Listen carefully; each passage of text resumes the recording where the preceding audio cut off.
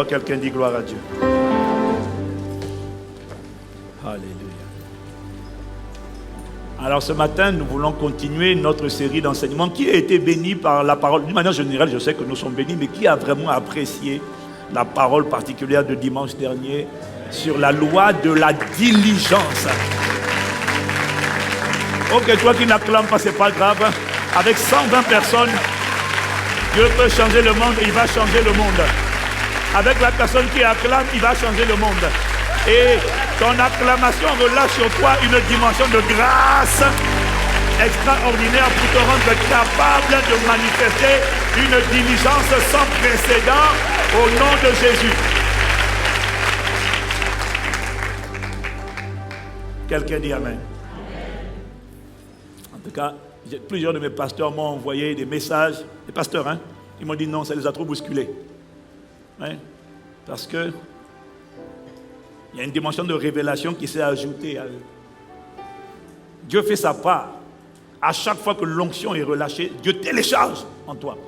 Mais quel que soit, c'est ce qu'on a vu, quel que soit ce que Dieu libère, télécharge en toi, tu vas devoir travailler pour le rendre manifeste. Tu vas devoir faire ta part, et ta part, c'est le travail avec diligence. La diligence ne te quittera plus jamais au nom de Jésus. Alors, ce qui nous amène au sujet d'aujourd'hui, à la thématique d'aujourd'hui. Le thème d'aujourd'hui de mon message s'appelle « Comment sortir de la prison de la paresse, le premier ennemi de ta productivité ». Comment sortir de la prison de la paresse? Parce que tu vas comprendre que lorsque quelqu'un décide de se lever et de briller, ça veut dire qu'il décide de devenir diligent, de travailler les dons, les capacités que Dieu a enfouies en lui. Les dons naturels, les dons spirituels, tout ce que Dieu a mis en moi doit être maximisé à travers la diligence. Et quand tu vas vouloir te lever pour briller dans ton époque et dans ta génération comme une lumière brillante, va se lever à l'intérieur de toi, c'est là que tu vas connaître la lourdeur, la fatigue, l'assoupissement, la négligence, la nonchalance. Tu vas comprendre. Et tu vas sortir complètement de là au nom de Jésus. Quelqu'un dit Amen. La parole de Dieu dit tellement de vérités pertinentes que personne ne peut remettre en cause l'importance de la diligence. Personne ne peut contester les vertus et l'impact de la diligence. Et personne n'est assez insensé pour croire que la négligence, la nonchalance sont des bonnes choses. On sait tous que la paresse, c'est mauvais. On l'a lu, on ne l'a pas lu, mais on le sait déjà. Quelqu'un dit Amen. Et il n'y a qu'à lire des textes comme Proverbes chapitre 6, versets 9 à 11, où il est écrit, en version du semeur. Et toi, paresseux, combien de temps vas-tu rester encore couché? Quand donc sortiras-tu de ton sommeil pour te lever? Mais là, quand il dit se lever, c'est pour aller travailler. Ce n'est pas pour aller regarder la télévision. Ce n'est pas pour WhatsApper, Instagrammer, Facebooker. Ce n'est pas pour ça. Hein.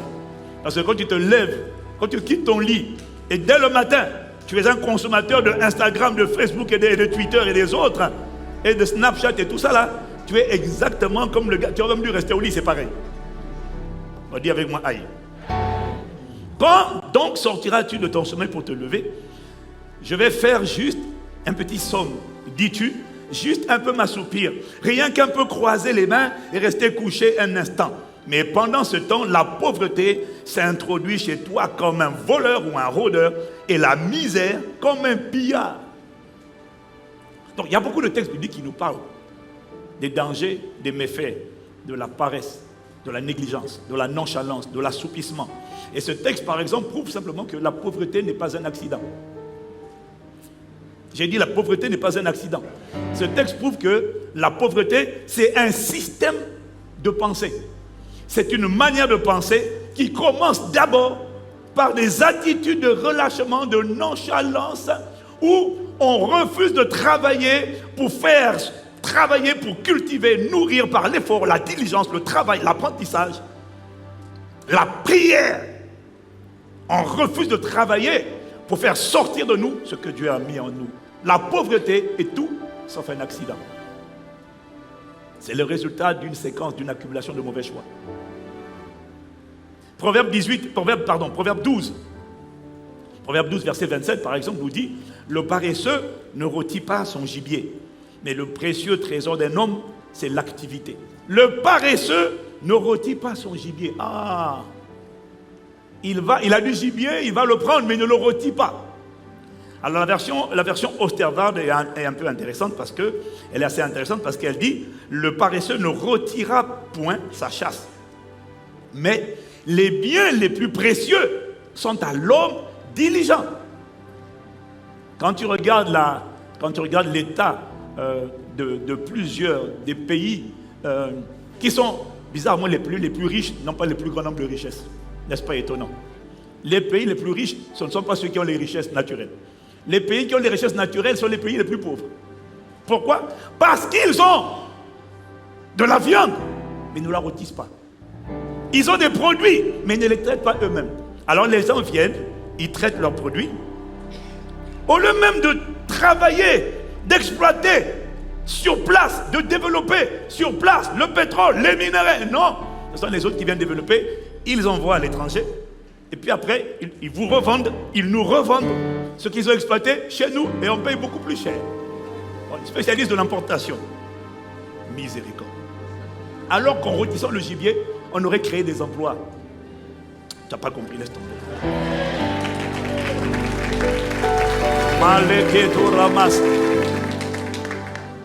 Si quelqu'un me suit, il dit Amen. La paresse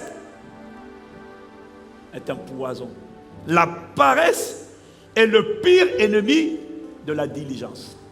La paresse est un système de pensée qui empêche tes capacités, tes dons enfouis d'être raffinés, exploités, développés. La paresse est le système de pensée que le diable va faire asseoir en toi lorsqu'il refuse de te voir briller. Tu peux chanter.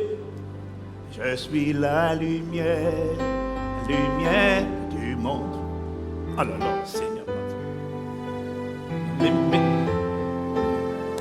Lumière du monde. C'est quoi la suite? Appelé à briller. Je suis la lumière, lumière du monde. Je suis pour... Merci. Tu vois, tu connais les paroles. C'est ça. Quel que soit quoi qui m'environne, je vais briller. C'est ça. Pour impacter. Amen. Acclame bien. Ok.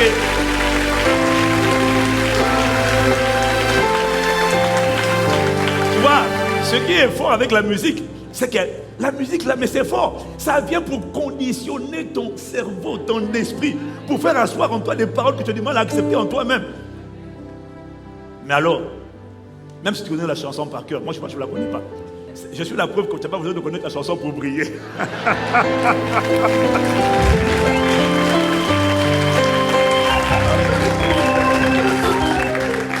Aïe. Non, parce que c'est bien de connaître la chanson. Mais si tu la connais et que tu ne décides pas d'engager la transpiration, la diligence, le prix de l'effort, pour raffiner, faire sortir ce que tu as enfoui à l'intérieur, tu resteras pauvre. Et tu resteras éteint. Et ça ne sera pas ton cas au nom de Jésus. Donc, la paresse est le système de pensée qui va s'asseoir, que le diable va subtilement asseoir dans des individus, dans des populations, pour les regarder assis, couchés, tapis, dans la médiocrité, la pauvreté, l'oppression, les limitations. Est-ce que quelqu'un me suit? La question est, pourquoi est-ce que, alors que tu as compris et tu sais, et par ton éducation, et par les Écritures, tu sais que la paresse n'est pas bonne. Tu sais que c'est un système de pensée qui est là pour te maintenir au sol et pour t'empêcher de te lever et de briller dans ta génération comme une étoile brillante. La question c'est, comment se fait-il que souvent le Saint-Esprit est venu, le Seigneur nous a saisis, il nous a embrasés, on a écouté des messages qui nous ont challengés Puis on dit, ah, alors là, vraiment, là, aujourd'hui, je suis touché. Le feu m'a saisi. Je sors de la paresse, de la négligence, de la nonchalance, de la lourdeur, de l'assouplissement. Maintenant, je me lève, je vais briller comme jamais auparavant.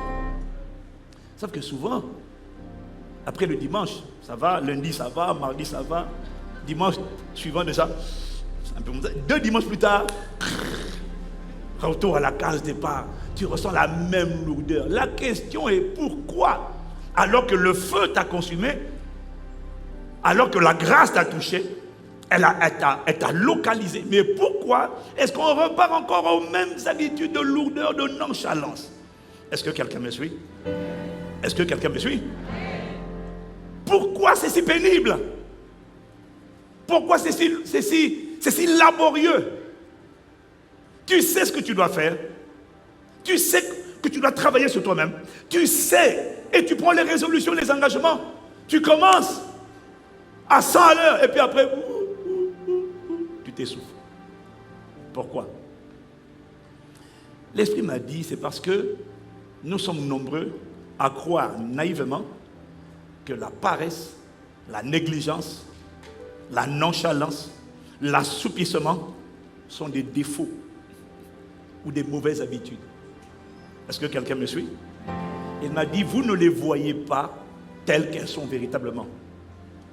Des systèmes de pensée, des forteresses, des prisons intérieures qui vous tiennent en captivité.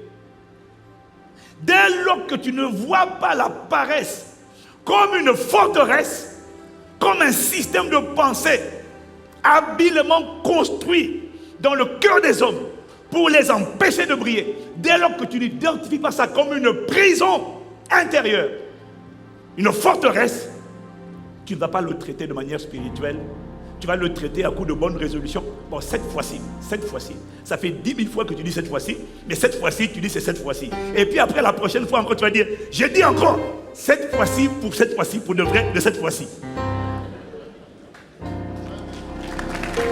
Est-ce que Dieu est en train de parler à quelqu'un?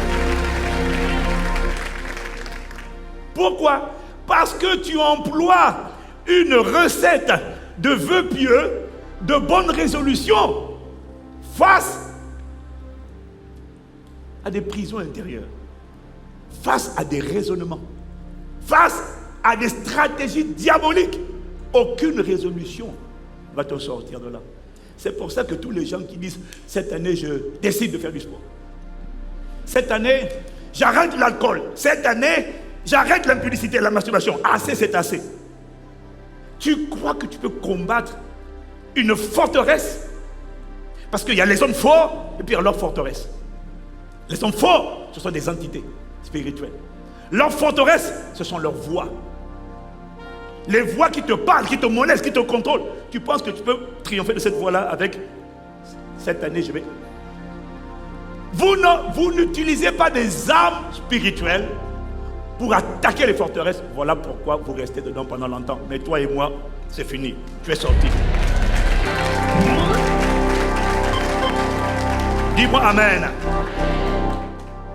La plupart des chrétiens qui sont bien enseignés ont désormais compris que le rejet, c'est une forteresse, c'est-à-dire une prison intérieure. La peur, c'est une forteresse, c'est-à-dire une prison intérieure, c'est-à-dire un système de pensée, une manière de penser.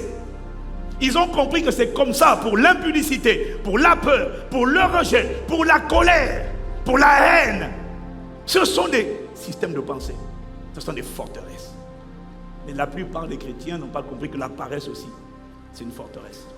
Et qu'elle doit être traitée de la même manière. Tu es zélé quand il faut combattre la forteresse de la sorcellerie, lorsqu'il faut combattre les forteresses d'échec et de pauvreté. Là, tu es enthousiaste.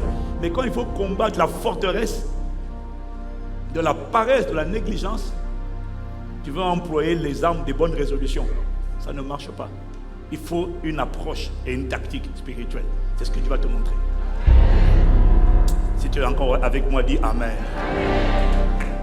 Parce que tu dois comprendre, bien aimé, la vérité, elle est celle-ci. Dieu m'a dit, l'Esprit m'a dit, chaque fois que tu sais qu'une chose est mauvaise, un comportement, une habitude que tu as est néfaste pour toi, chaque fois que tu sais qu'une habitude, qu'un comportement, qu'une attitude t'est néfaste, préjudiciable, nocive, toxique, tout ce que tu sais être mauvais, dont tu décides de te débarrasser, mais dont tu n'arrives pas à te débarrasser, parce qu'au bout de quelque temps, ce dont tu essaies de te débarrasser, tu te retrouves encore à l'intérieur de la même chose.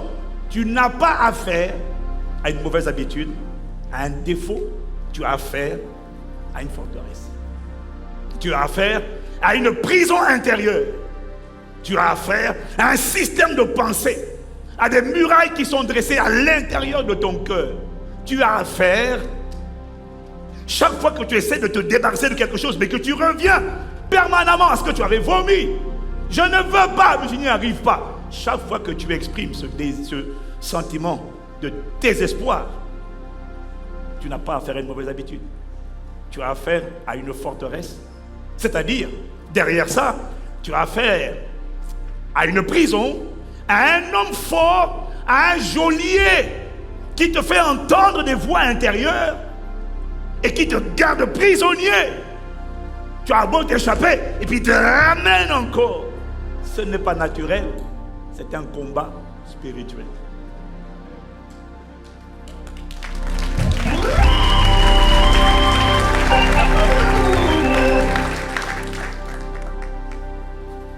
Le Seigneur a dit dans Jean 8, verset 34, en vérité, je vous le dis, quiconque se livre au péché est esclave du péché. Amen. Et dans Jean 6, au verset 16, la phrase qui m'intéresse, c'est celle où Paul, poussé par l'Esprit, dit « Vous êtes esclaves de celui à qui vous obéissez. » Dis Amen. Ça veut dire quoi? Ça veut dire que chaque fois que tu es esclave, tu te tiens, chaque fois que tu es esclave, tu es retenu contre ton gré, prisonnier d'un péché que tu ne veux pas, mais qui te tient et qui te ramène. Ce n'est pas juste un péché. Derrière ce péché, il y a un esprit, il y a un maître, il y a un homme fort, il y a un geôlier qui te contrôle et qui te garde prisonnier, malheureusement, pas par la force, mais par la ruse. Mais il va complètement tomber dans ta vie au nom de Jésus.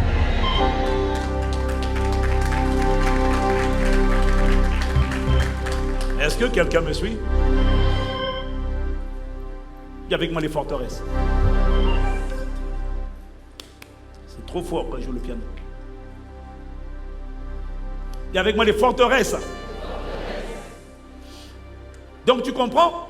Les forteresses sont des systèmes de pensée mensongers, des habitudes de pensée, des schémas de pensée.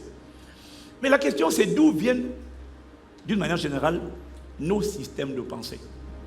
Tu dois comprendre que nos systèmes de pensée ont été bâtis au cours de notre enfance, à chacun d'entre nous, à travers 4 facteurs, 4 influences, qui ont contribué à construire en toi ton système de pensée. Et en fait, ta vie d'aujourd'hui n'est que la conséquence, la résultante des systèmes de pensée que tu as hérités, qui ont été érigés en toi depuis ton enfance. C'est ça qui t'a amené là où tu es aujourd'hui. C'est ça qui détermine la manière dont tu penses aujourd'hui. Pourquoi tu penses comme tu penses? Parce que ce système de pensée que tu as a été érigé, construit en toi. Est-ce que quelqu'un me suit? Ce système de pensée est influencé par au moins 4 facteurs que j'ai compris. Il y en a peut-être d'autres, mais il y en a 4 minimum. Le premier, c'est l'environnement culturel. L'environnement culturel dans lequel tu as grandi, que tu le veux, que tu ne le veux pas, l'environnement culturel dans lequel tu as grandi a contribué à façonner ton système de pensée. Dans ta culture, il y a tes rituels, il y a tes traditions, il y a tes coutumes. Et dans chaque culture, dans chaque pays, il y a des bonnes choses dans les cultures, mais il y a aussi des mauvaises choses. Et c'est tout ça qui contribue à façonner la manière dont nous pensons. Est-ce que quelqu'un me suit? Quand tu as grandi dans un pays où il fait chaud,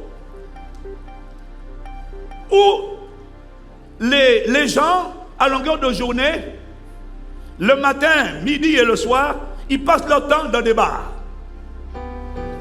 en train de boire de la bière. Ils ne vont pas au travail.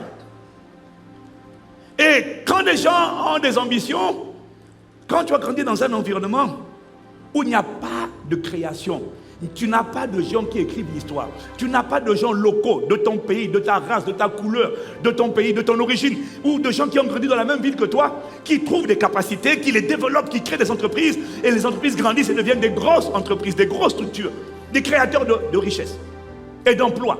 Quand tu n'as pas ça, et que le système de pensée, la culture, veut en sorte qu'on attende que le salut vienne d'ailleurs, on attend que soit le gouvernement nous recrute, ou alors qu'il y a un grand groupe qui vient s'installer dans le village, dans la ville, pour nous créer des emplois.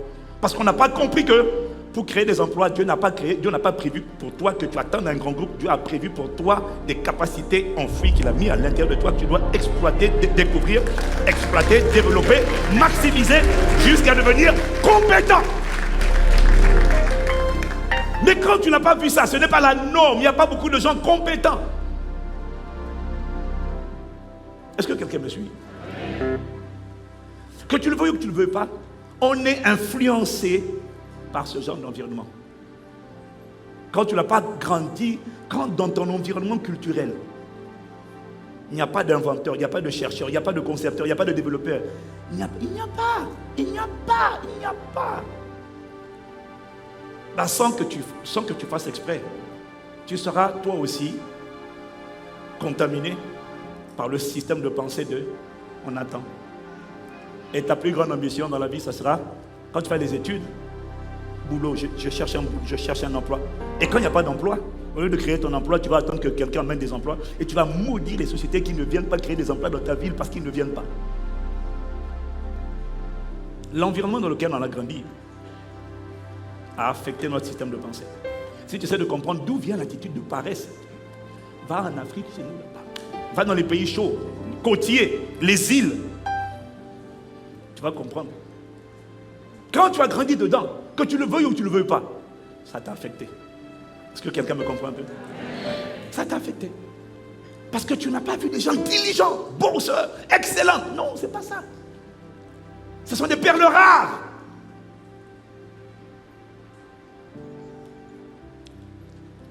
La nonchalance, la passivité, c'est la norme. Mais que tu dois te rendre compte, l'environnement dans lequel tu as grandi va déterminer les combats, les forteresses qui vont s'implanter en toi et les combats face auxquels tu vas te livrer. Quelqu'un me suit? Ce qui façonne notre système de pensée, c'est l'environnement culturel, et c'est aussi la famille. La famille dans laquelle on a grandi. Si elle est polygame, si elle est monogame. Bref, la famille, la manière de penser, la manière de parler de tes parents. Parce que parfois, même si l'environnement culturel est compliqué, nonchalant, paresseux, brabalant, impudique, tout ça, si tu as grandi dans un environnement familial de sainteté, d'excellence, de diligence, de ardeur, d'intégrité, là au moins tu as de l'espérance. Tu as la possibilité d'échapper au sort des autres. Parce que la famille, c'est le premier maillon de socialisation de l'enfant. Tu n'as pas dit amen.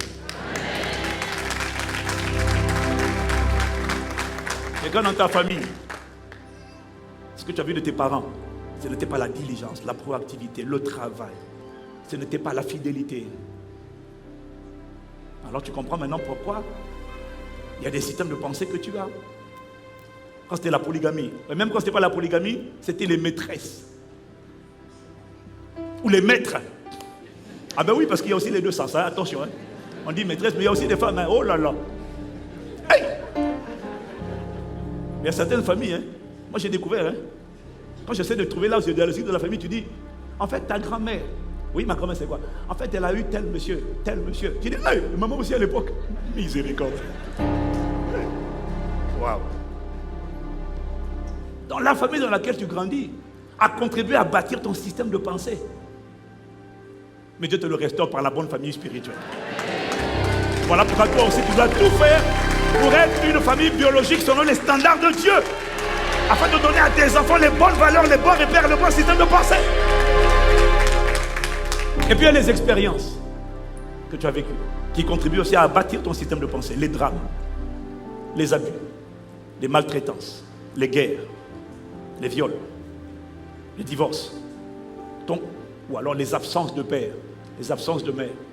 Tous ces trucs-là, tous ces différents paramètres sont utilisés par le diable comme étant des portes d'entrée pour faire asseoir en nous ces schémas de pensée.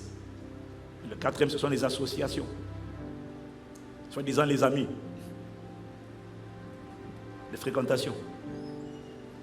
Est-ce que quelqu'un me suit? Donc ce que je veux dire, c'est que tout ça contribue à bâtir your mindset, la manière dont tu penses, ton système de pensée. Et le diable profite de l'enfance, de notre enfance, parce que tout ça, ça vient dans l'enfance, ça commence dans l'enfance. Le diable profite de notre enfance pour injecter en nous des systèmes de pensée, des manières de penser, ou encore des mentalités opposées à la pensée de Christ. Dans l'objectif, c'est de nous empêcher de pratiquer la parole de Dieu. Quelqu'un dit Amen. Quelqu'un dit Amen.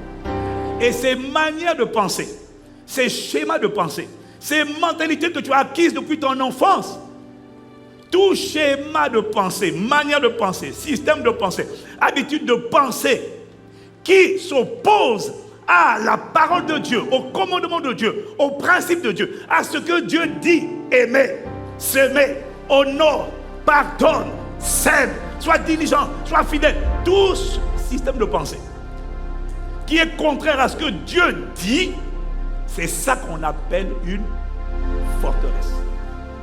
C'est-à-dire une prison intérieure. Est-ce que quelqu'un me suit? Et on a vu en 2020, en début d'année, beaucoup d'entre vous n'étiez pas là, en début d'année 2020, on a vu les forteresses.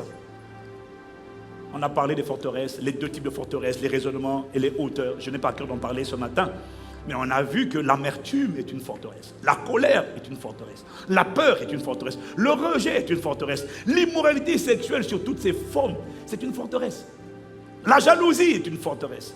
En fait, derrière chaque œuvre de la chair, il y a un démon qui est derrière et qui est dans la mission, c'est de construire en toi un système de pensée, une prison intérieure, un Jéricho, des murailles, et qui cadenasse ta manière de penser.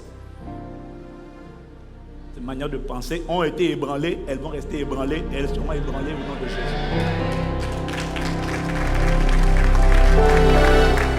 Alors vous savez, le véritable combat spirituel, c'est le combat.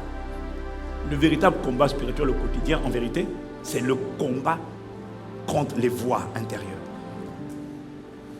C'est ça qu'on appelle les forteresses. Ce sont ces voies. La voie de la peur, la voie du doute, la voie de la haine. Tu sais pas pourquoi tu penses comme ça. Quelqu'un t'a rien fait, tu le hais. Et même quand il t'a fait du bien, tu le hais. Aïe! Tu as vu à Haïti, tremblement de terre. Toutes les personnes qui veulent aller apporter de l'aide se font agresser par des bandits. Vous apportez de l'aide, on veut vous tuer. On veut vous tuer et puis vous pillez ce que vous avez pris, ce que vous avez apporté.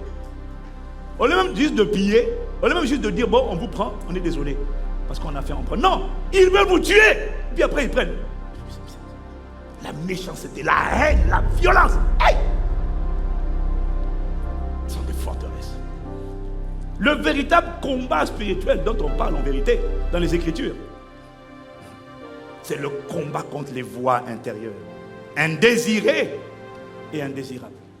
Les forteresses, ce sont ces voies intérieures qui pourrissent la vie de la plupart, enfin pas la plupart, de tous les êtres humains qui ne sont pas remplis du Saint-Esprit et conduits par l'Esprit. Les forteresses, ce sont des voies qui n'épargnent personne. Que tu sois chrétien ou pas chrétien, les forteresses sont là. Et c'était là avant que tu naisses de nouveau. Et leur mandat, c'est de te pourrir le système de pensée, avec des mensonges. Dieu dit je t'aime, et puis le rejet dit non, ton papa n'était pas là. Comme il ne t'a pas aimé, personne ne t'aime.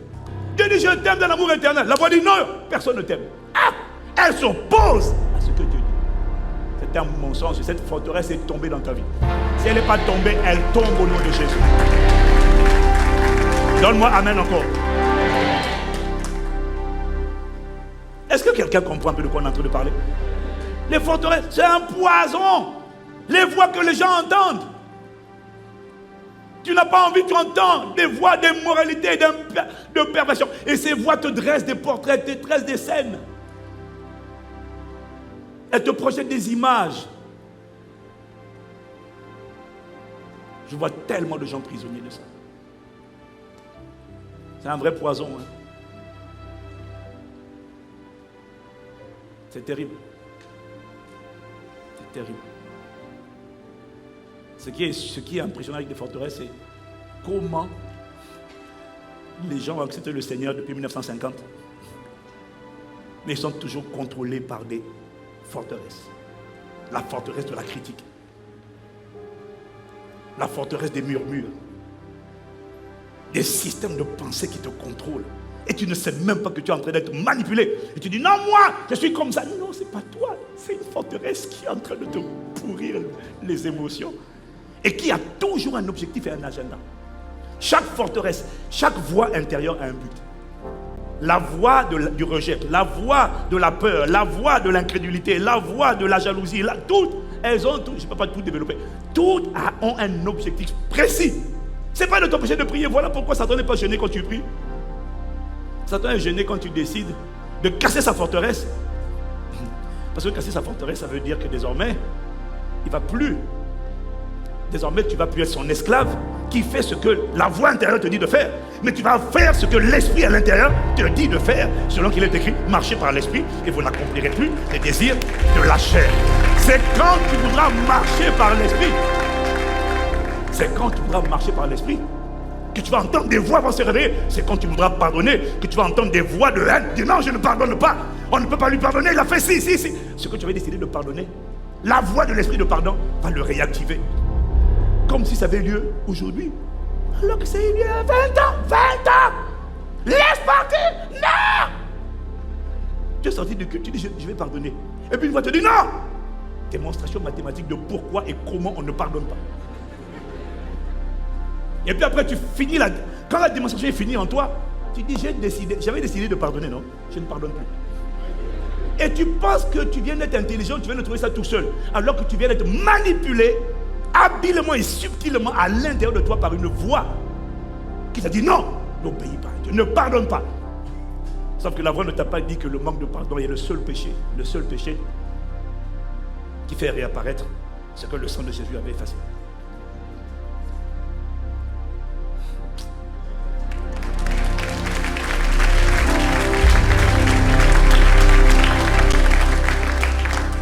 Dis avec moi les forteresses. C'est subtil, hein? Israël a été sauvé en un jour. Sorti d'Égypte en un jour. Israël a été sorti d'Égypte en un jour.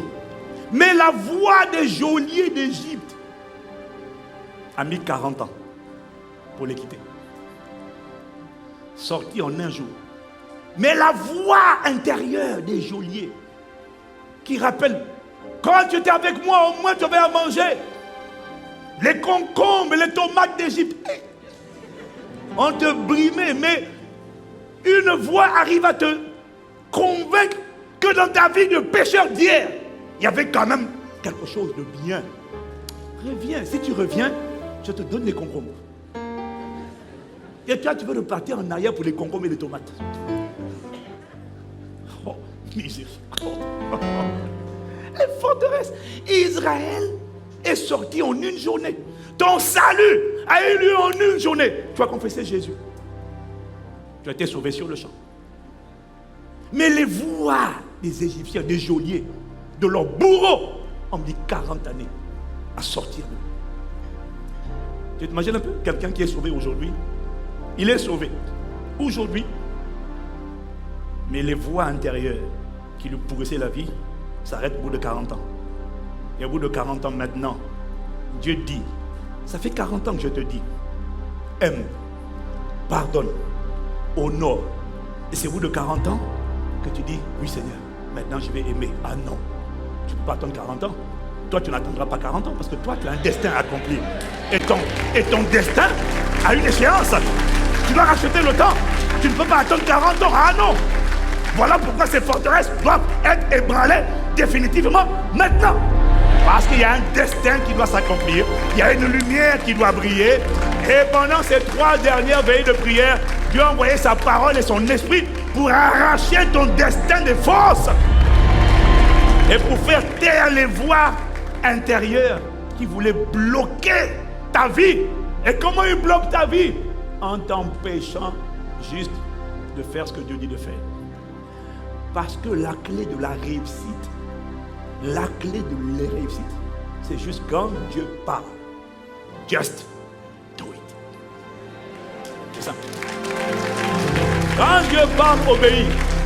Il a pour toi des projets de paix et non de malheur pour te donner l'avenir et de l'espérance. Mais pour que ces projets s'accomplissent, Dieu ne peut rien accomplir sans ta collaboration. Dieu ne peut pas multiplier sans ta collaboration. Avant de te donner, il va te dire donne. Tu as quoi? J'ai rien. Tu as quoi? J'ai rien. Si tu as quelque chose, tu as quoi? Tu as mangé quoi là? Qu'est-ce que tu vas manger là? Ah mais c'est rien, c'est que 5 pains et 2 poissons. Donne ça. Dieu a besoin que tu poses un acte d'obéissance. Aime, pardonne, honore, sois fidèle, sois diligent. Quand tu fais ta part, c'est parce que tu n'as pas compris une chose. Tu n'as pas compris. Oh non, c'est pas pour aujourd'hui, je ne sais pas. Il y a une puissance que tu sous-estimes dans la parole de Dieu. La parole de Dieu, ce sont les principes de Dieu, les préceptes de Dieu, les lois de Dieu. Dieu m'a dit, il est trop sage. Tous les hommes peuvent réussir. Si seulement ils vivent conformément à la parole de Dieu.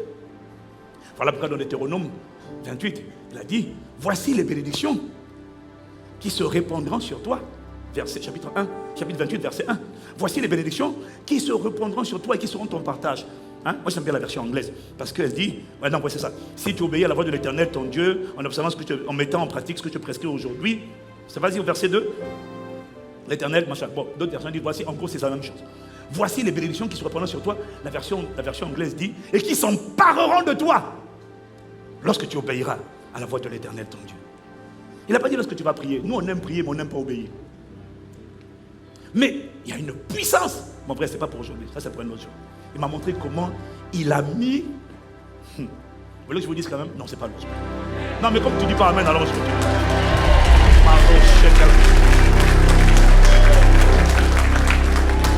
Je connaissais la puissance de Dieu contenue dans le Réma. Marc 16, verset 20. Le Seigneur travaillait avec eux. Il confirmait la parole. C'est le Réma. Je connaissais, je sais qu'il y a une puissance dans le Réma. Dis amen. C'est quand Dieu a parlé de manière prophétique. Mais j'ai découvert qu'il y a une puissance même dans le Logos. Le Logos, c'est quoi? C'est la parole écrite. Juste dans le commandement. Tu n'auras pas de Dieu devant ma face. Tu ne te feras pas de représentation. Tu honoreras ton père et ta mère. Mais ce n'est pas un Réma, ça. Non, c'est écrit. Tu aimeras ton prochain comme toi-même. Il y a une puissance extraordinaire dans ce qui est écrit. Le païen qui honore son père et sa mère, qui les respecte, même s'il ne prie pas, il y a une puissance qui va escorter sa vie. Oui, voilà, toi tu veux que je te dise seulement qu'il faut qu'il prie. Non! Mais non! Celui qui découvre les principes de Dieu et qui les respecte, chrétien ou pas chrétien, Dieu a enfoui sa puissance dans sa parole, sa puissance dans ses lois, sa puissance dans ses préceptes. Voilà pourquoi celui qui ne croit pas en Dieu, quand il a semé, pourquoi? La puissance est dans la parole lorsqu'elle est pratiquée. Est-ce que quelqu'un comprend de quoi on parle? Même sans être converti, celui qui garde son corps dans la sainteté engage une puissance qui va opérer dans sa vie. Le chrétien qui marche dans la bénédicité, il prie, il gêne, Il n'y a aucune puissance. Tu mens. Le païen qui ne ment pas, qui dit la vérité, engage une puissance, une protection sur ses enfants, sur son futur. Il engage. Le païen qui prie, qui jeûne, qui danse, mais qui ment. L'impudicité te pousse toujours à mentir puisque tu dis pas la vérité. Le mensonge là, tu n'as pas compris que ce n'est pas un péché seulement. C'est un démon. Dès que tu mens, le démon là, il est là dans ta vie. Monsieur et madame, vous êtes en train de m'embrouiller le monde. Vous faites 3 fois ça alors que vous couchez, vous flirtez, vous caressez le dos, tout ça là. Dieu n'a pas vu, il n'y a pas de problème. L'esprit de mensonge là, comme tu ne l'as pas avoué, il est là. Dis-moi, tu penses vraiment que tu peux mentir à Dieu dans l'impudicité là, la fornication là, ou bref, l'impudicité? Ça commence pas dans les actes, ça commence dans les pensées. Ok? Tu penses vraiment que l'homme ou la femme là, qui veut t'épouser, tu veux l'épouser. Vous avez menti. Vous n'avez rien dit. Vous êtes allé au jour du mariage, toute l'église était là. On vous a célébré, on était contents. On pensait que, comme vous avez signé l'engagement de chasteté, on pensait que c'était vraiment dans la sainteté. Mais non, on ne savait pas, on ne savait pas, on ne sait pas. Ce que tu ne comprends pas, c'est que le jour où vous rentrez dans l'église là, il y a un démon de mensonge qui était aussi au milieu en train de danser avec vous. Il dit, bon, maintenant que le mariage est scellé, monsieur et madame, vous avez menti à Dieu et aux autorités. Je suis maintenant là. Cet homme-là, il va te mentir un jour. Cette femme, elle va te mentir. Les enfants sont des menteurs. Pourquoi? Vous avez hébergé l'esprit de mensonge. Tu vas voir.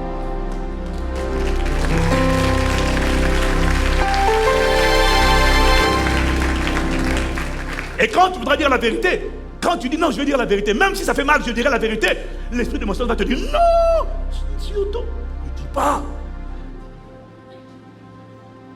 Et comment tu arrives à être convaincu de ne pas dire? Pourquoi? Tu as été convaincu par un démon. C'est ce qu'on appelle une forteresse. Tu n'aimes pas ce que je viens de dire, pardon.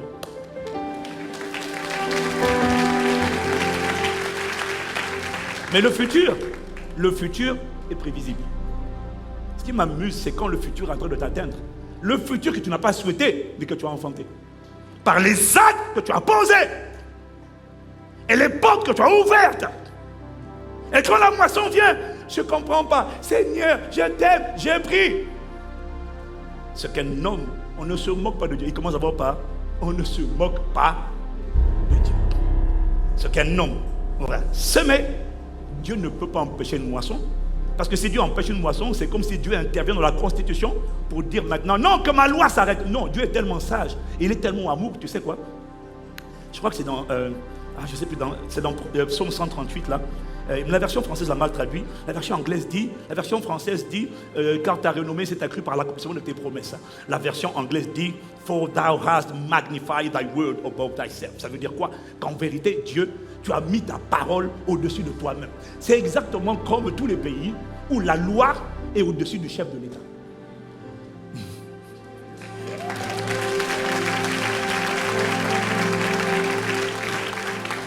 La loi est au-dessus du chef de l'État, de manière que le chef de l'État, si jamais c'est son enfant, il ne puisse pas transgresser la loi, mépriser la loi, il doit se soumettre à la loi. Même si c'est son enfant qui est concerné, il doit se soumettre à la loi. Dans tous les pays démocratiques, la loi est au-dessus du chef de l'État. Voilà pourquoi, s'il a fraudé, s'il a été machin, bon, quand il est dans le mandat, il n'y a pas de problème. Et dès qu'il a fini le mandat, monsieur, on vous arrête. C'est pour ça que dans les pays où les hommes se pensent sages, ils font tout pour rester au pouvoir éternellement.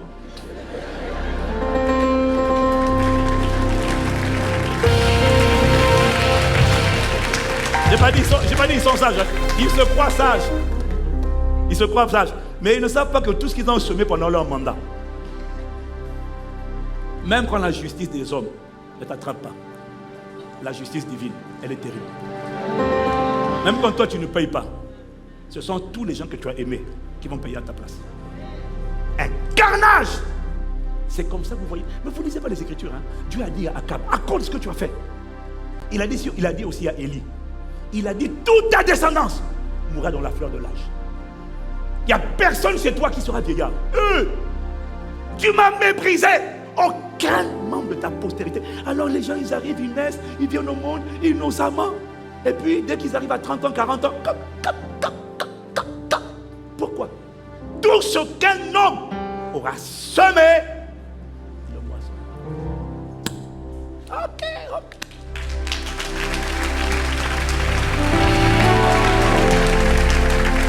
Voilà pourquoi l'homme ou la femme sage, c'est la personne qui décide quand Dieu parle, quand le Créateur parle, quand il donne des lois. Tu dois comprendre que ces lois gouvernent l'univers. Quand tu ne veux pas avoir des palabres avec l'univers, respecte les lois de l'univers. Sinon, elles vont te sanctionner, toi et ta postérité. Quand tu aimes ta postérité et que tu veux le bien pour tes enfants, quand Dieu parle, refuse d'écouter la voix qui dit « Oh, on s'en fiche, critique, maudit, ne pardonne pas, fais comme si, vole, ment ». Cette voix-là, tu es rentré dans la saison où tu vas lui dire « Dégage, menteur, je garderai la parole de Dieu dans mon cœur afin de ne pas pécher contre lui. » Qui est fou? Je n'ai pas envie de laisser un héritage de malédiction à mes enfants. Tu sais, le fait d'être pasteur, d'avoir prêché l'évangile, ne signifie pas que tes enfants seront bénis. Faux! La bénédiction se trouve dans l'obéissance à la parole de Dieu.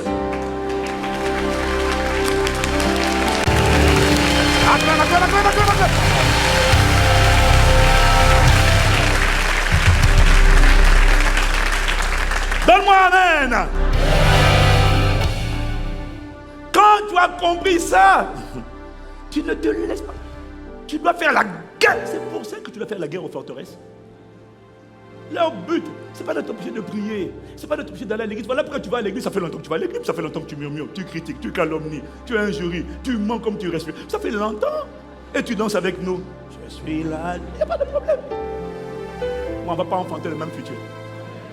Nos enfants n'auront pas la même trajectoire. Il y en a qui ont décidé de protéger leur postérité par leur propre obéissance. La Bible dit par exemple que Lévi, quand Abraham a donné la dîme, Lévi donnait la dîme. 4 générations plus tard, Abraham, l'obéissance d'Abraham était en train de positionner Lévi dans le chemin de la bénédiction avant même qu'il ne vienne au monde. Avant qu'il ne vienne au monde, le gars est venu béni. Pourquoi? Son père, pas son père, son arrière-grand-père a honoré Dieu avec la dîme. Le petit est né dans la bénédiction. Nos enfants, les enfants des enfants de nos enfants, naîtront dans la bénédiction qui enrichit et qui ne s'accompagne d'aucun chagrin. Dis-moi amen. On peut tuer le hasard et commander le futur. Avoir un contrôle. Comment? On donne à Dieu le contrôle. On donne à Dieu la main sur notre futur. Comment on fait ça? On dit à Dieu, je te donne mon cœur. Quand tu parles, j'obéis. L'obéissance, c'est la seule preuve que les forteresses n'ont plus le pouvoir de te commander, mais que l'Esprit Saint a le pouvoir maintenant de te commander et d'exécuter son agenda pour toi. Que ce soit ton partage et ton expérience.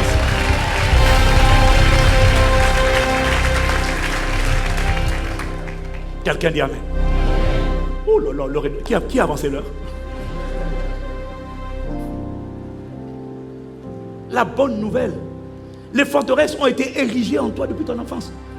Tu n'as pas fait exprès de voir, c'est la ruse. Parce que quand le diable établit ses forteresses, je t'ai expliqué, bon tu n'as pas peut-être écouté. Quand le diable établit ses forteresses, ce sont des voix qui viennent te parler. Des gens pour te consoler quoi. Genre une voix de mensonge qui veut te dire moi je suis avec toi. La manière dont elle t'a parlé là, si c'était moi, aïe, ce qu'il a fait là, aïe, tu dois te mettre en colère. Si tu ne mets pas en colère, c'est que tu es un... J'allais utiliser une expression de mon enfance. Hein? Si tu ne te mets pas en colère face à ce que tu as fait là, Yuma, on disait chez nous. Hein? C'est que, mais tu es un mou. Tu dois te fâcher. Tu as vu comment il t'a parlé? Ah, toi tu n'as pas... Et puis là maintenant toi aussi tu lèves la tête. Ah, t'as dit quoi tout à l'heure là? J'ai dit traîner. Ah bon hein? Viens si tu vas voir. Et puis là tu te mets en colère. Qui t'a poussé à te mettre en colère? C'est pas une émotion, c'est une voix.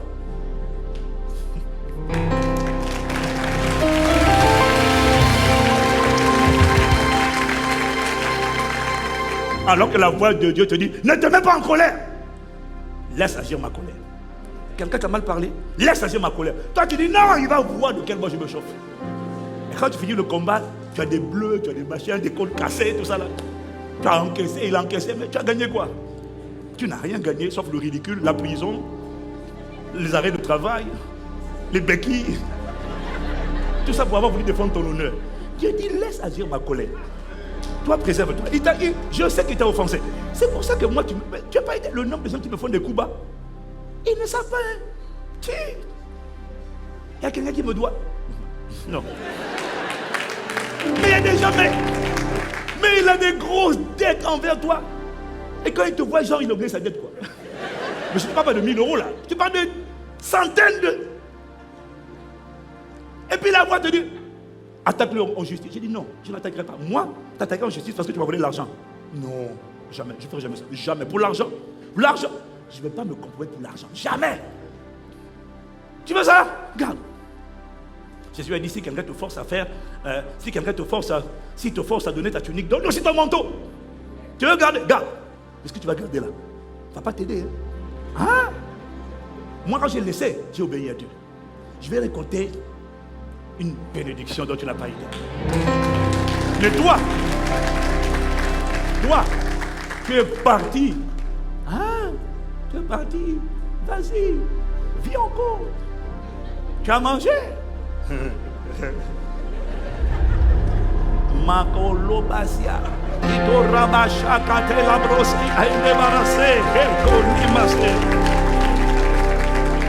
C'est là maintenant, Dieu dit, c'est moi qui vais te faire vengeance. Reste calme.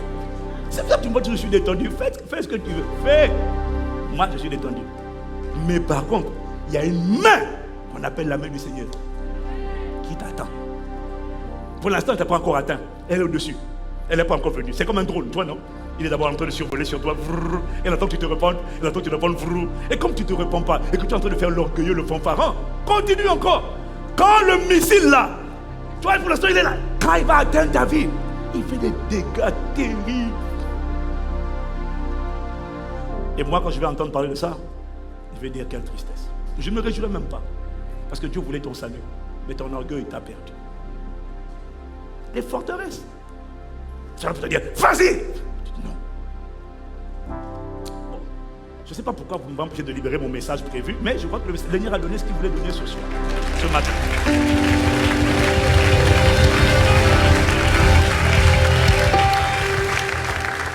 Parce que j'ai pris plusieurs pistes qui n'étaient pas prévues. Mais c'était pour ton édification. Il y a une puissance dans les lois de Dieu. Le commandement de Dieu, c'est Satan. La Bible dit que dans la parole, Jean 1,4, en elle était la vie, et la vie était la lumière des hommes. Dans la parole là, le commandement de Dieu, ne blague pas, there is power. Ça n'a rien à voir avec le fait de prier, d'aller à l'église. La personne qui ne prie pas, mais qui est soumise à l'autorité, se préserve de tellement de tourments. Elle se préserve des coups d'État. Tout le monde aura les trahisons, ce n'est pas un problème. De cette personne-là. Il ne faut pas croire que parce que quelqu'un n'est pas converti, il va mal finir. Peut-être qu'il ira en enfer. S'il ne connaît pas Dieu, il ira en enfer. Mais sur la terre, là, celui qui respecte les lois, il va te marcher dessus. Parce qu'il est escorté. C'est pour ça que tu vois qu'il y a des pays, comme disait Pasteur Mohamed, où tu sens que la culture, il y a des choses de la culture. Il y a des pays où tu as été, comme disait Pasteur Mohamed, tu as oublié de l'argent au comptoir. 100 personnes sont pas au comptoir, les gens te cherchent pour te remettre ton argent. On va même chercher les caméras de vidéosurveillance pour dire à qui appartient cet argent. Il y a des endroits où tu es en paix. Tu peux oublier ton sac dans le supermarché, il n'y a aucun souci. Ce n'est pas en France, c'est sûr.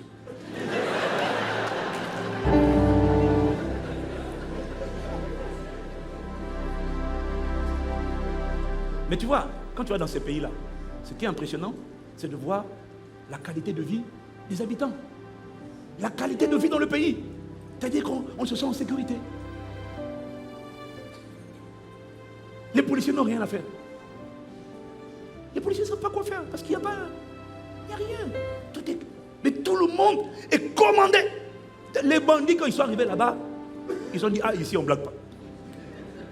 Donc, ils sont débarrassés de leur système de pensée hérité, de la belle manière de vivre hérité de leurs parents. de leur pays. Même les Nigérians, les gens du Nigeria là-bas aussi, ils sont maintenant comme ça. Waouh! Voilà, c'est une blague là. Oh là là, Seigneur, oh, les amis nigériens, on est ensemble. Hein?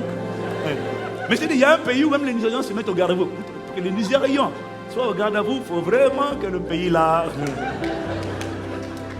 Il faut vraiment que le pays les ait convaincus de ici là, tu déconnes. Et mon point, c'est juste de te dire finalement, et tu les vois, ils sont bien. S'ils meurent, ils iront en enfer. Il n'y a pas de problème. Mais quelqu'un qui honore son père et sa mère et les autorités en général, et quelqu'un qui vivra longtemps et qui sera heureux. C'est pas moi qui ai dit, c'est le commandement qui a dit. Honore ton père et ta mère afin que tu sois heureux. Tu vives longtemps dans le pays que le Seigneur ton Dieu t'a donné. Donc un païen qui honore les autorités, les pères, les mères, vivra longtemps et sera heureux. Et toi, tu vas te dire, il n'a pas le droit d'être heureux. Le vrai bonheur, c'est la joie du Seigneur. Oui, moi je suis d'accord. Pour moi, c'est la joie du Seigneur. En attendant, il sourit beaucoup plus que toi. Il se fait plus plaisir que toi. Il roule dans de meilleures voitures que toi. Parce qu'il a activé, il a obéi à des principes. Et ces principes contiennent à l'intérieur d'eux une puissance de faire prospérer celui qui les respecte. Et c'est ça que les forteresses ne veulent pas. N'obéis pas aux principes. Pourquoi? J'ai des projets de destruction pour ta vie. Laisse-moi les accomplir, dit le diable, à travers cette voix subtile qui te donne 1000 raisons pour ne pas faire ce que je te demande de faire. Forteresse. Que toutes les forteresses qui résistaient en toi tombent cette année, ce mois-ci, aujourd'hui, au nom de Jésus. Amen, amen, amen.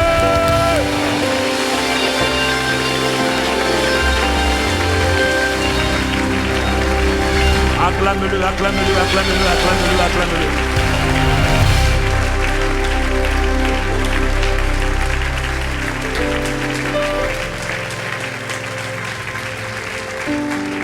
Christ est la vie recherchée de mon âme.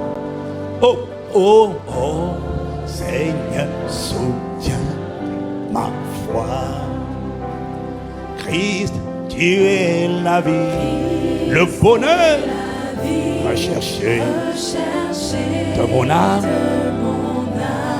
Oh, oh, Seigneur, soutiens